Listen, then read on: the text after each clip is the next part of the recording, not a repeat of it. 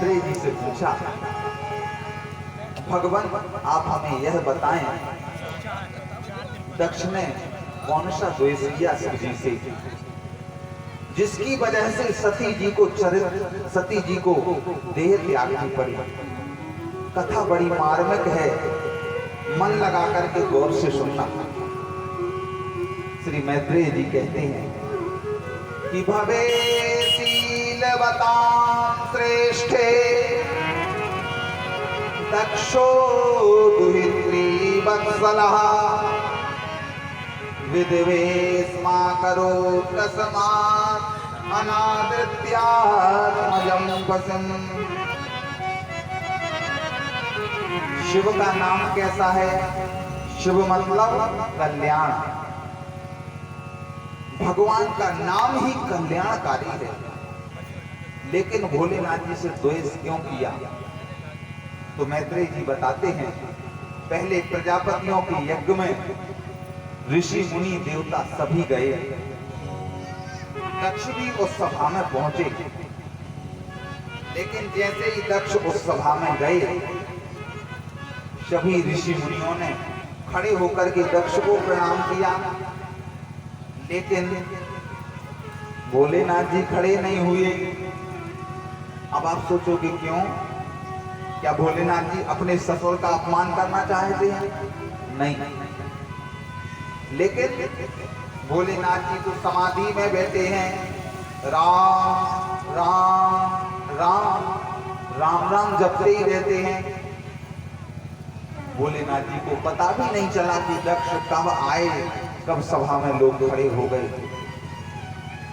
भोलेनाथ जी खड़े नहीं हुए। आज जो है दक्ष को बड़ा गुस्सा आया कि अयं तु लोकपालानां यशोवनो निरपत्रपः सद्विराचन्तः पन्ता एन स्तब्धेन दूषिता।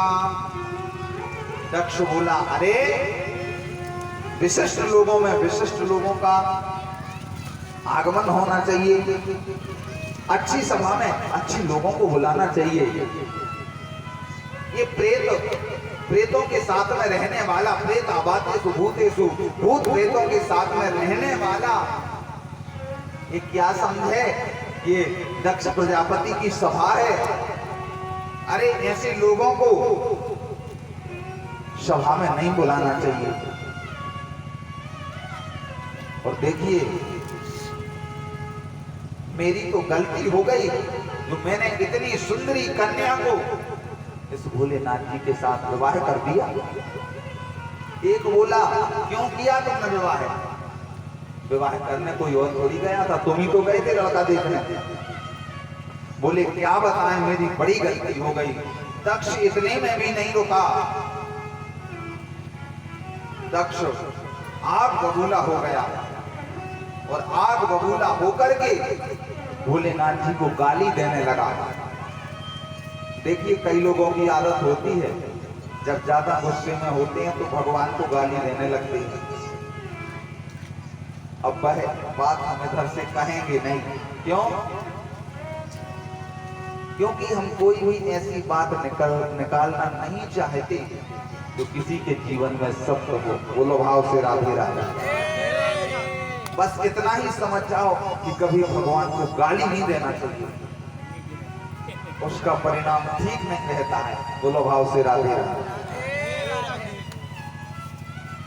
आज जो है दक्ष ने बहुत गालियां दी।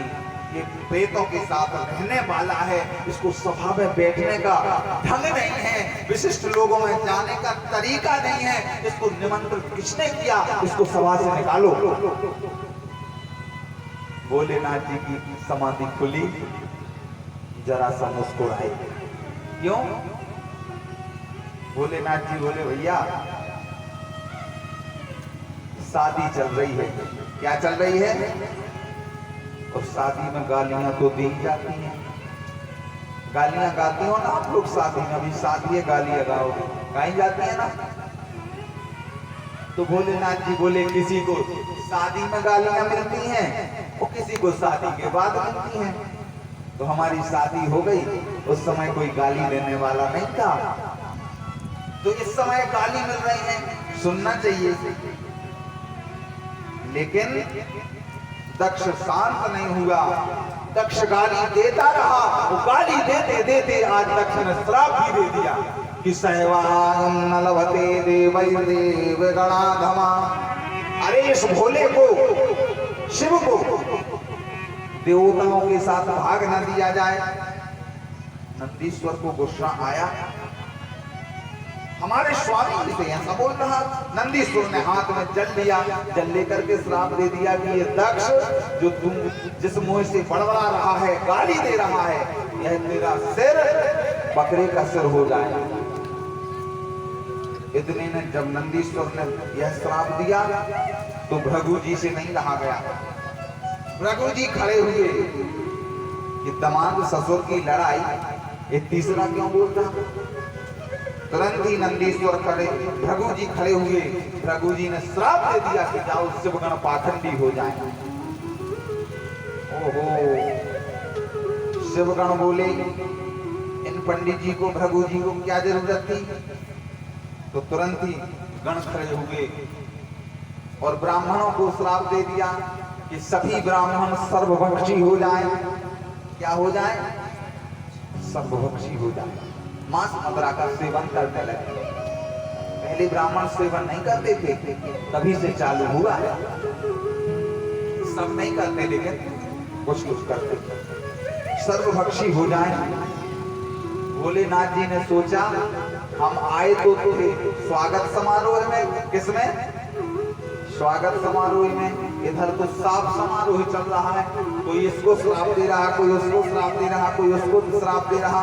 भोलेनाथ जी ने आराम से अपना कमंडल उठाया, आसन उठाई, माला उठाई और राम राम जपते हुए आराम से उस सभा से निकल गए।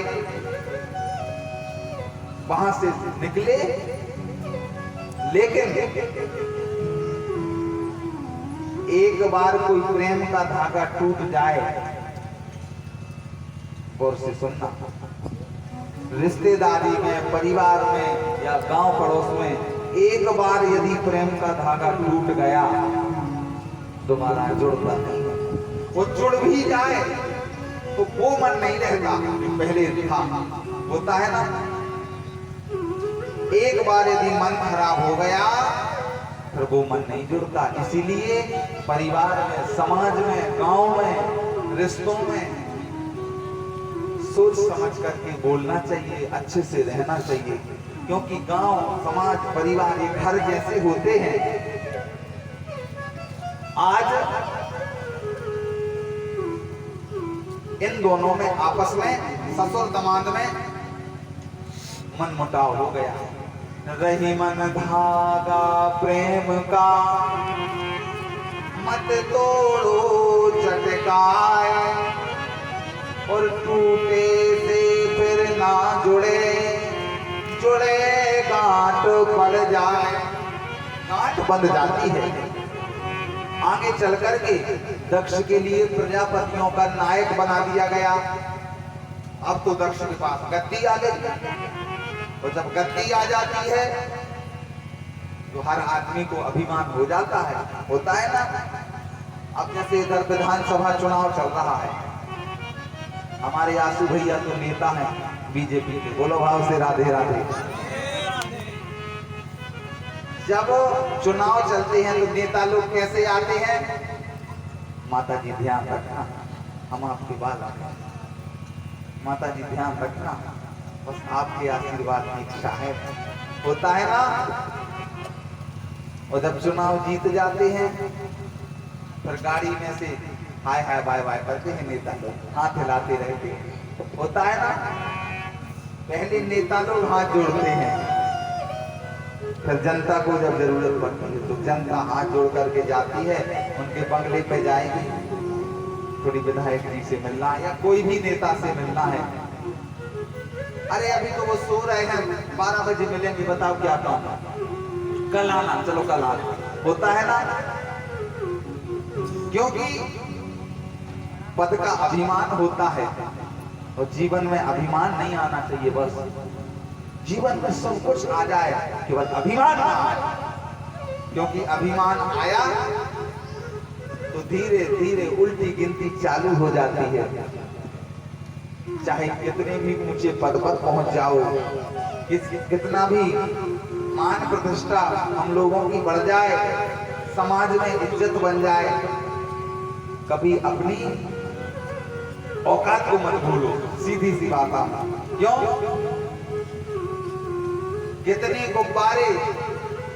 कितने गुब्बारे चंद सांसों में फूल जाते हैं, कितने गुब्बारे चंद सांसों में फूल जाते हैं, जब आसमान में उड़ते हैं तो अपनी औकात भी भूल जाते हैं, अपनी औकात भी भूल जाते हैं, अपने आप लोग भूल जाते हैं। आज दक्ष के लिए प्रजापतियों का नायक बना दिया गया, और जब दक्ष को गद्दी मिली तो अभिमान बढ़ गया। नहीं को अस जन्मा जग माही, प्रभुता पाई जाई मद नाही। आज दक्ष को अभिमान हो गया। और देखिए, दक्ष ने एक यज्ञ का आयोजन फिर से किया। कौन से यज्ञ का? अब दक्ष ने मन में विचार बनाया, हम एक ऐसा यज्ञ करेंगे जिसमें भोलेनाथ जी का अपमान होगा, भोलेनाथ जी को कहीं बैठने को जगह नहीं रहेगी। ओहो, आज दक्ष ने हरिद्वार में जाकर के कनखल में बृहस्पति सब नामक यज्ञ का आयोजन रखा।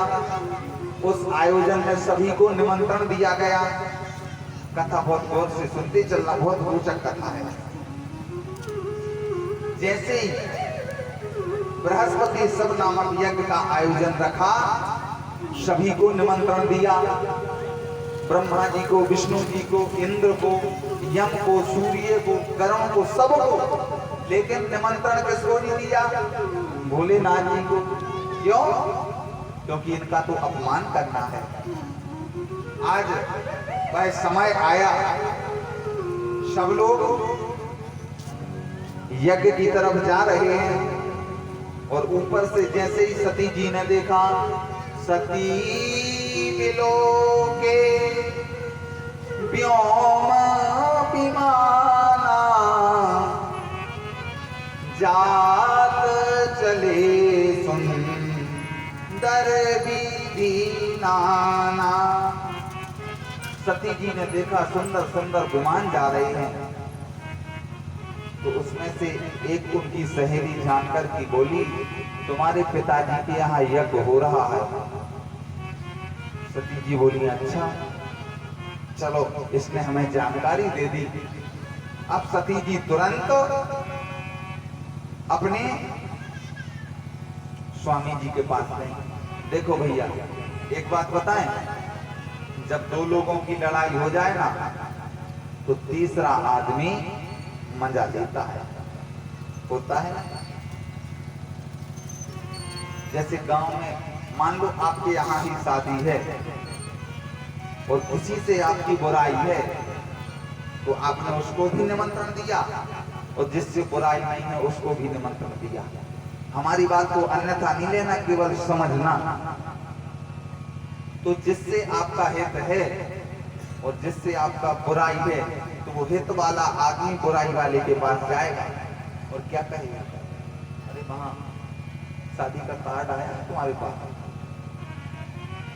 वो कहेगा आया तो है, तुम जा रहे कि नहीं जा रहे? वो कहेगा क्या बताएं क्या बताएं। अरे भैया, जो तुम नहीं जाओगे तो हम भी नहीं जाएंगे। बोलो भाव से राधे। क्या कहेगा? जो तुम नहीं जाओगे तो हम भी नहीं जाएंगे। ऐसा नहीं है, इसको तो जाना ही है, इसको तो जाना ही है, लेकिन तुम्हारा मन दे रहा है, तुम जाओगे। आजकल तो लोग फोन से पूछते हैं, अरे फलाने के यहाँ भागवत हो रही, तुम जा रहे कि नहीं जा रहे? हमारा तो वो पुराना ऐसी बात है, तो हम नहीं जा रहे। तुम जा रहे कि नहीं जा रहे? सामने वाला क्या कहेगा? भैया हम भी नहीं जा रहे। तो ऐसे विमान निकल रहे हैं, कहां से? कैलाश पर से। और इंद्राणी आई। इंद्राणी ने सती से कहा, तुम्हारे पिताजी के यहाँ यज्ञ है, तुम नहीं चल रही क्या? सती जी बोली, हाँ चलो हम आते हैं। बेचारी सती क्या बोले, पिताजी के घर में यज्ञ, निमंत्रण कार्ड नहीं आया। इतने में लक्ष्मी जी का विमान निकला। अब ये लोग जानबूझ के कर रहे ना, आज का आदमी करे तो चलो कोई बात नहीं, भगवान लोगों ने भी ऐसा किया है। जबकि विमान का कोई रूट फिक्स तो होता नहीं कि यहीं से निकलेगा, ट्रेन तो है नहीं कि इसी पटरी से जाएगी, कहीं से भी जा सकता है। आज सती जी को बड़ा बुरा लगा, लेकिन किसी से कह ना सकती। सती जी अपने स्वामी जी के पास गई और स्वामी जी के पास जाकर के स्वामी जी के चरणों को दबाने लगी और क्या बोली, प्रजापतेस्ते स्वसुरस सांप्रतम निर्यापितो याज्ञ महोत्सवा किला। क्या कहा? स्वामी जी, आपके ससुर जी के यहाँ यज्ञ हो रहा है। क्या कहा? शब्दों को सुनना, आपके ससुर जी के यहाँ यज्ञ हो रहा। यदि माताओं के मायके में कोई अच्छा काम हो जिसमें उन माताओं को विशेष करके पद दिया जाए, नहीं बेटी तुम्ही को संभालना है, क्या बोलते, हमारे पिताजी ने ऐसी भागवत कराई। क्यों? खुशबू ऐसे ही होता है, जैसे खुशबू के हाथ में चाल है, बोलो भाव से राधे राधे होता है ना। और मान लो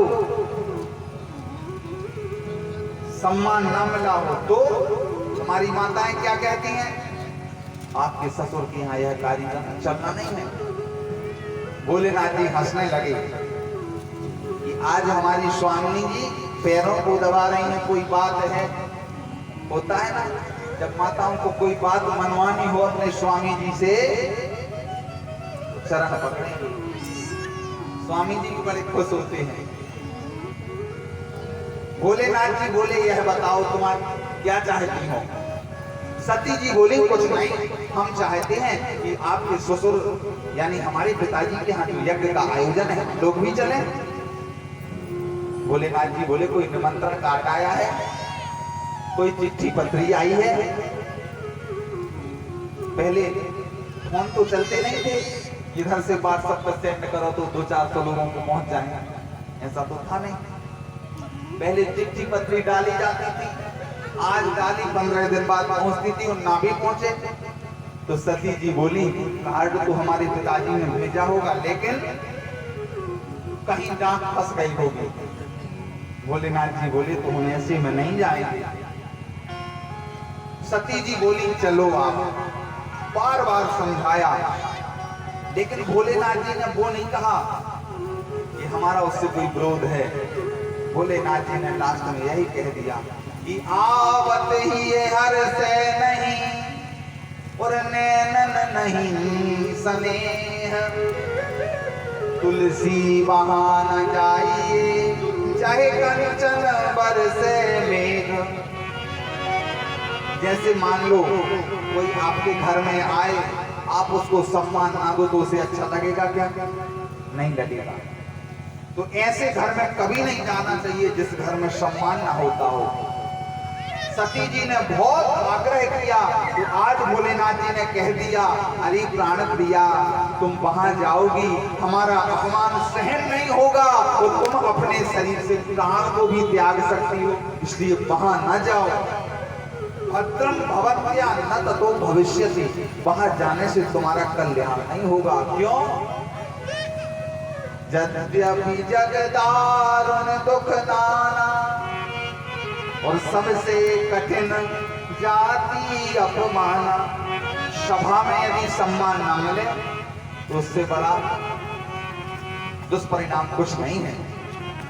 आज सती जी नहीं मानी, बार बार भोलेनाथ जी को कहा, सती जी ने कहा आप नहीं जाओगे तो आपके यहाँ कोई नहीं आएगा। भोलेनाथ जी बोले, कोई ना आए तो हमें ज्यादा अच्छा, भजन करते रहेंगे। आज फिर भी सती नहीं मानी, भोलेनाथ जी समझ गए कि इसकी विशेष इच्छा है। आज भोलेनाथ जी ने राम जी के ऊपर छोड़ दिया। ये राम जी, हमारी स्वामी मान नहीं रही है, आप ही जानो। कोई है सोई जो राम रची, राखा को करी तर्क बड़ा वही साखा।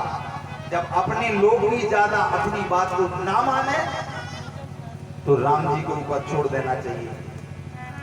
आज भोलेनाथ जी ने श्रृंगी भृंगी ऋषियों को गणों को बुलाया।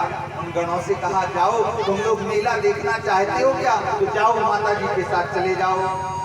तो नंदीश्वर ने माता जी को बिठाया और नंदीश्वर पार्वती जी को बिठा, सती जी को बिठा करके कहाँ पहुंचे, जहां दक्ष का यज्ञ चल रहा था वहां पहुंचे।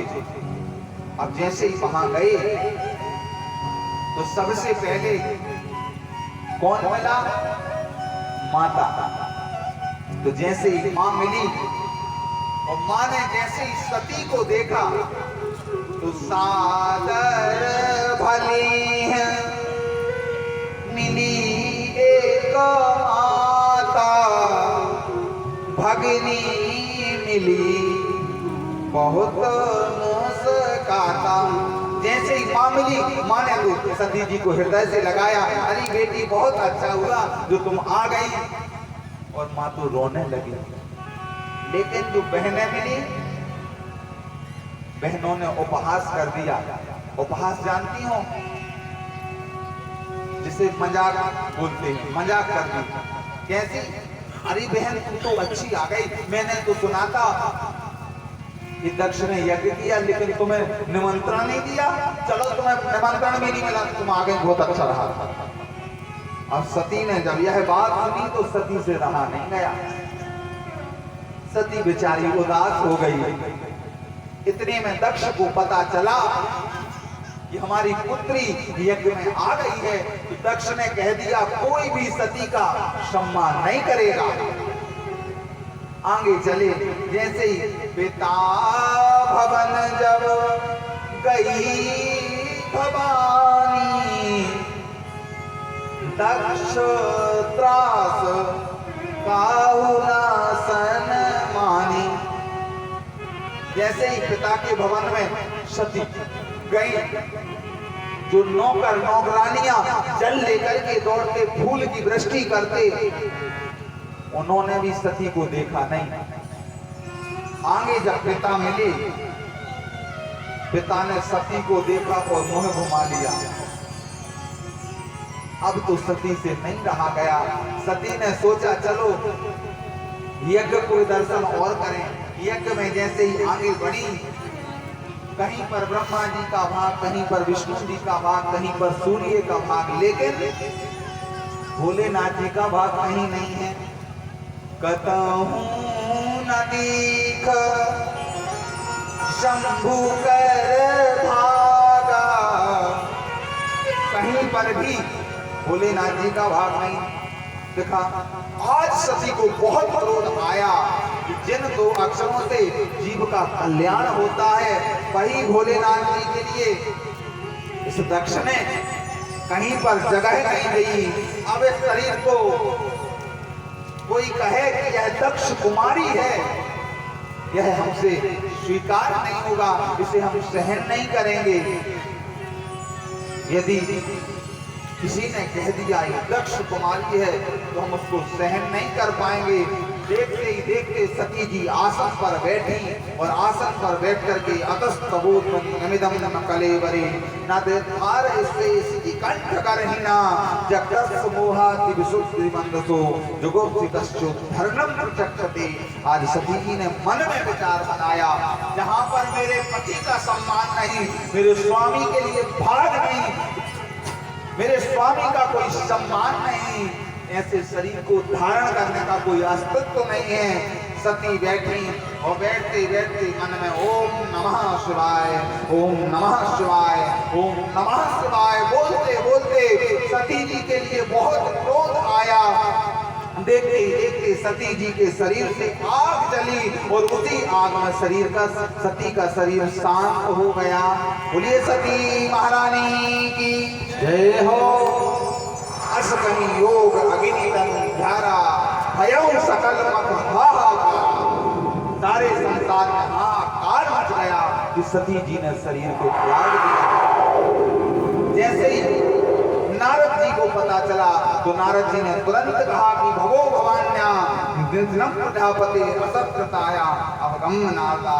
शिव गणों को मार भगाया। नारद जी ने शिव जी को बताया कि सती का अपमान हो गया, सती जल करके भस्म हो गई। ओहो, भोलेनाथ जी को क्रोध आया। जैसे ही भोलेनाथ जी को क्रोध आया, एक जटा उखाड़ी। जटा उखाड़ करके जैसे ही जमीन पर जटा पटकी तो देखते ही देखते वीरभद्र प्रकट हो गए। वीरभद्र जैसे ही प्रकट हुए, भोलेनाथ जी ने कहा जाओ वीरभद्र तुरंत इस यज्ञ को नष्ट कर दो। तो देखते ही देखते श्रृंगी बिरंगी अनेक भूत प्रेत हवा की तरह भागे। मानो ऐसा लग रहा है जैसे आंधी आ गई हो, तूफान आ गया हो। कोई बोला भैया यह तो अच्छे राजा का राज्य चल रहा है, इसमें कोई चोरी डकैती भी नहीं हो सकती। देखते देखते मणिमान ने भृगु को पकड़ा, चंद्रशीष ने कुका को पकड़ा, नंदी ने भट को पकड़ा। वो वीरभद्र ने दक्ष के सिर को काट करके यज्ञ कुंड में स्वाहा। एक जन गया जहां पर बूढ़िया रखी हुई थी, बूढ़िया फेंकने लगा। कोई जाकर के जहां पर खीर का भगोना रखा हुआ था तो खीर के भगोने में जाकर के हर हर महादेव, हर हर महादेव, खीर को खा लिया। किसी ने जाकर के रायता फैला दिया, किसी ने जाकर के रसगुल्ला फेंक दिए, किसी ने जाकर के यज्ञ कुंड में जो यज्ञ मंडप बना हुआ था पांच को निकाला, झंडे को निकाला, कुंड मिटा दिए। पूरे यज्ञ को जाकर के तहस नहस और अंत में जाकर के सारे देवताओं की कुटाई करी। यज्ञ पूरा तहस नहस हुआ। सारे देवता ब्रह्मा जी के पास गए। ब्रह्मा जी से जाकर के कहा कि हम लोगों की बहुत पिटाई हुई है। ब्रह्मा जी बोले कहाँ? बोले दक्ष के यहाँ यज्ञ में। बोले जब हम तीनों लोग नहीं गए तो तुम कैसे वहां गए? तो देवता बोले अब खाई सो खाई, आगे राम दुहाई। अभी तो गलती हो गई, अभी तो बचा लो, आगे हम लोग कभी ऐसा नहीं करेंगे। तो ब्रह्मा जी ने कहा रुक जाओ, भोलेनाथ जी से पूछते हैं। शिव जी के पास ब्रह्मा जी गए। ब्रह्मा जी ने कहा क्या बात? शिव जी ने कहा क्या बात है? बोले ये जो भृगु जी है ना, भृगु जी के लिए बिना दाढ़ी के भोजन नहीं पचता और भगती तो आंखें फूट गई, भूखा के दांत टूट गई। कहा अच्छा, कहा चिंता मत करो, हम सबके लिए ठीक कर देते हैं। तो देखिए भृगु से बोले हम आपको पूरी दाढ़ी तो नहीं दे सकते, चलो तुम्हारी दाढ़ी में 4 बाल लगा देते हैं। तो इधर 4 बाल लगा देते हैं। आजकल के भी कुछ भाई लोग छोड़ देते हैं ना, इधर हैं पूरी दाढ़ी बनवा लेंगे, 2-4 बाल इधर छोड़ देंगे। बोलो भाव से राधे राधे। उसको क्या बोलते हैं ना जाने, क्या बोलते, मक्खी मच्छर क्या बोलते हैं तो पता नहीं। उनसे अपन पूछो कि भैया यह क्या है, कहेंगे गुरुजी यह फैशन है। फैशन क्या है? फैशन। हमने कहा भैया ये फैशन आज की नहीं है, ये बहुत पुरानी चली आ रही है। भृगु जी की दाढ़ी में भी 4 बाल थे। आगे चल करके भूखा से कहा तुम्हारी क्या बात है? कहा दांत तोड़ दिए। कहा जाओ सत्तू घोल घोल के पियो। सत्तू जानते हो? हाँ वही सत्तू, सत्तू घोल घोल के पिलो। भग से कहा तुम्हारी क्या बात है? कहा हमारी तो आंखें ही फोड़ गई। कहा जाओ मृत्यु की दृष्टि से देखो। कहा यजमान कहाँ है? कहा यजमान का शरीर तो पड़ा हुआ है लेकिन सिर नहीं है। कहा चिंता मत करो, सबका ज्यों का त्यों कर देंगे, क्योंकि भोलेनाथ जी तो क्षणे रुष्टा, क्षणे तुष्टा, रुष्टा तुष्टा क्षणे क्षणे। भोलेनाथ जी बड़े सीधे साधे देवता हैं। क्षण भर में तो गुस्सा और क्षण भर में प्रसन्न। इसीलिए तो कहते हैं भोले और भाले। सीधों के लिए सीधे हैं और टेढ़ों के लिए भाला लेकर के खड़े हो जाते हैं। देखिए भोलेनाथ जी बड़े सीधे हैं। आप उनके मंदिर में जाओ जल चढ़ाओ तब भी प्रसन्न, अगरबत्ती लगाओ तो भी प्रसन्न, आलू चढ़ाओ तो भी प्रसन्न, मिर्ची नींबू चढ़ाओ तो भी प्रसन्न, और खुद भी चढ़ जाओ तो भी प्रसन्न। बोलो भाव से राधे राधे। अब आप कहोगे कैसे? अच्छा, हनुमान जी के पास ये चल सकता है क्या कि उनको मिर्ची चढ़ाया? गदा देखी है, गदा से मारेंगे। किसी देवता के पास नहीं चल सकता है। अब इनको तुम मिर्ची चढ़ा दो, ये खाएंगे क्या? ये तो मुस्कुरा देंगे कि इस मिर्ची को तो ले जाओ वापस, हम तो माखन खाने वाले। तो भोलेनाथ जी सरल देवता हैं। एक भक्त गया भोलेनाथ जी के मंदिर में, चोरी करता था। उसने देखा भैया ये तो 11 किलो का घंटा है, इसी को चुराएंगे। अब उसने चारों तरफ देखा, कोई नहीं दिखा। उसने ऊपर हाथ किया, घंटा तक नहीं पहुंचा। पास में एक ईंट पड़ी हुई थी, ईंट को रखा, उसके ऊपर चढ़ा तब भी हाथ नहीं पहुंचा। अब उसने ऐसे चारों को देखा। चोर ऐसे ही देखता है ना, चोर लोग ऐसे ही देखते हैं, कोई देख तो नहीं रहा। उसने चारों ओर देखा और फिर शिवलिंग के ऊपर पैर रखा, और जैसे ही पैर रखा और घंटी को पकड़ने के लिए दौड़ा, उस शिवलिंग में से भोलेनाथ जी प्रकट हो गए। ये घबराया। भोलेनाथ जी बोले नहीं, तुम तो वरदान मांगो, आशीर्वाद देना। अरे हमें बचाओ, हमें बचने दो। अरे भोलेनाथ जी बोले तेरे जैसा भगत मैंने नहीं देखा। लोग मिर्ची चढ़ाते हैं, बेलो पत्र चढ़ाते हैं, जल चढ़ाते हैं, आलू चढ़ाते हैं। तू तो धन्य है जो आज स्वयं पूरा हम पे ही चढ़ा। तेरे जैसा भगत मैंने नहीं देखा। तुम वरदान मांगो। ये बोला प्रभु हमारी गलती हो गई, हमें एक बार इधर से निकल जाने दो। तो हमारे भोलेनाथ जी बड़े सीधे साधे हैं, इसको वरदान दिया, ये प्रसन्न हुए। तो देखिए भैया, आप लोगों से भी निवेदन है, आपके गांव में भोलेनाथ जी का मंदिर है क्या? सभी लोग रोज एक एक लोटा जल जरूर चढ़ाएं। और यदि भोलेनाथ जी के पास ना पहुंच पाए, क्योंकि माताओं को भाइयों को काम होते हैं, तो घर में एक शिवलिंग रखो, वहीं पर अपना जल चढ़ा दिया उन्हीं को, और बेलपत्र चढ़ा दिया। कैसा भी मनोरथ क्यों ना हो, जो व्यक्ति रोज 5 बेलपत्र और 1 लोटा जल भोलेनाथ जी को चढ़ाता है, भोलेनाथ जी सारी मनोकामना उसकी पूरी करते हैं। आज शिव जी ने कहा चलो भैया दक्ष को बुलाओ। कहा धड़ तो ये है, सिर नहीं है। कहा रुक जाओ। कहा सबसे पहले यज्ञ को पूरा करना है। बोले यजमान नहीं तो यज्ञ पूरा कैसे हो? तो तुरंत जाकर के बकरी का सिर दक्ष के सिर पर लगाया, धड़ पर, शरीर पर लगाया। दक्ष कैसे बोलने लगे? मैं होता है ना, तो बकरा के समझ में आता है ऐसे। और कुछ लोग आपने देखा होगा आज भी भोलेनाथ जी के दरबार में कैसे जाते हैं, जल चढ़ाएंगे और फिर में आएंगे। क्यों? क्योंकि उनके पास जाकर में आने से उनको ससुर की याद आ जाती है, वो प्रसन्न हो जाती है। आज दक्ष के लिए बकरे का सर लगाया और तुरंत भोलेनाथ जी ने कहा चलो भैया यज्ञ कुंड में पूर्णाहुति डालो। तो जैसे ही यज्ञ कुंड में पूर्णाहुति डाली और आज विष्णु भगवान का प्रागट हो गया। बोलिए लक्ष्मी नारायण भगवान की जय हो। आज यज्ञ सफल हुआ। आज भोलेनाथ जी ने समझाया ब्रह्मा विष्णु महेश, हमें कोई अंतर मत समझना, हम तीनों एक हैं। आरती में गाते हो ना आप लोग, ब्रह्मा विष्णु सदाशिव, फिर क्या है? तीनों ही एका, तीनों ही एक है, इसमें कोई अंतर नहीं है। जैसे एक आदमी मेडिकल पे बैठे तो लोग क्या कहते? डॉक्टर। दुकान में बैठे तो दुकानदार, खेती करे तो किसान, और किसी माँ बहन का यदि पति आदमी है तो पति। आदमी अलग अलग है क्या? एक ही है, लेकिन वो जब जहां जैसी स्थिति में पहुंचता है संज्ञा वैसी हो जाती है। इस प्रकार से आज भोलेनाथ जी ने समझाया, यज्ञ पूर्ण हुआ। सती का दूसरा जन्म मैना के गर्भ से हुआ। पार्वती जी के रूप में सती पधारी और आज भोलेनाथ जी का पार्वती जी के साथ विवाह संपन्न हुआ। बोलिए गौरी शंकर भगवान